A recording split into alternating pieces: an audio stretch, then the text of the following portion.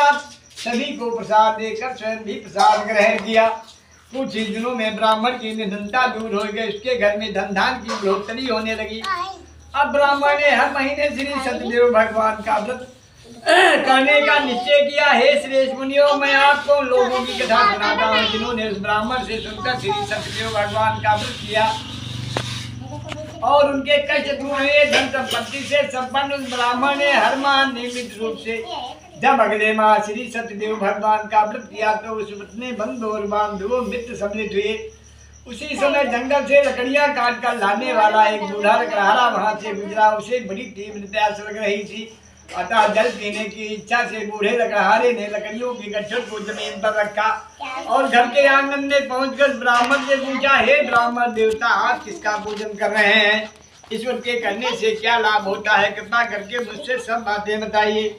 बूढ़े लकड़हारे की बातें सुनकर ब्राह्मण ने कहा, बूढ़े व्यक्ति ने कहा, हे मित्र, श्री सत्यदेव भगवान का व्रत करने से सभी कष्टों का निवारण हो जाएगा। अपना जीवन यापन कर रहा हूँ। यदि आप मेरी निधनता दूर होने के साथ साथ उसके सभी कष्टों का निवारण हुआ था। प्राचीन समय में उन्हें नर ब्राह्मण देवों के प्रिय काशी नगरी में भिक्षा मांगकर अपना जीवन यापन कर रहा था। ब्राह्मण की भगवान पे चलाए।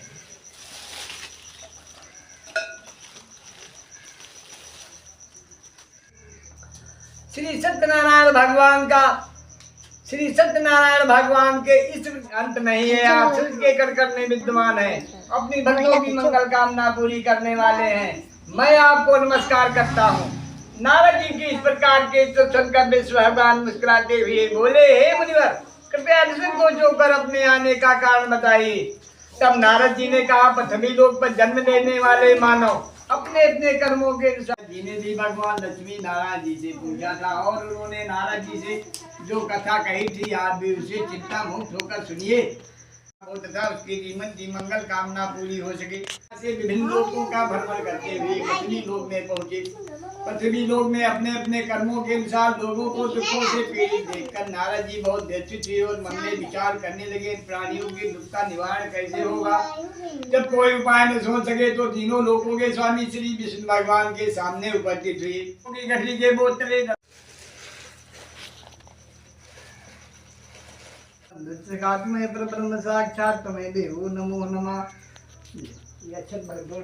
ओम हरि ओम आत्मनियामि, ओम हरि ओम पुष्पम समर्पयामि, फलम निष्ठामि समर्पयामि, ओम हरि ओम फलो नमो नमः।